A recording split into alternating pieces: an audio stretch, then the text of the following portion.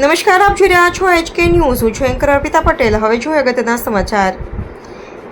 ઈડરમાં યુજીવીસીએલની બેદરકારી, ડીપીમાં શોર્ટ સર્કિટથી 6 બોલ કૂતરાઓના કરુણ મોત. ઈડર શહેરના ભૂતિયા પુલ ટાવર રોડ નજીક હૃદયદ્રાવક ઘટના સમાવી છે. વીજ ટ્રાન્સફોર્મર ડીપીમાં શોર્ટ સર્કિટ અને કરંટ લીકેજ થવાના કારણે 6 બોલ કૂતરાઓના કરુણ મોત નીપજ્યા હોવાનું સામે આવ્યું છે.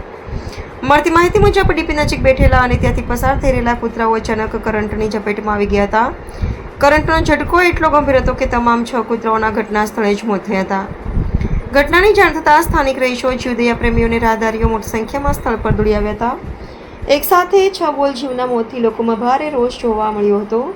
સ્થાનિકોના જણાવ્યા મુજબ આ વિસ્તારમાં સતત લોકોની અવરજવર રહે છે અને જો કોઈ વ્યક્તિ કરંટની ઝપેટમાં આવી હોત તો મોટી સંખ્યામાં મોટી જાનહાનિ સર્જાઈ શકી હોત.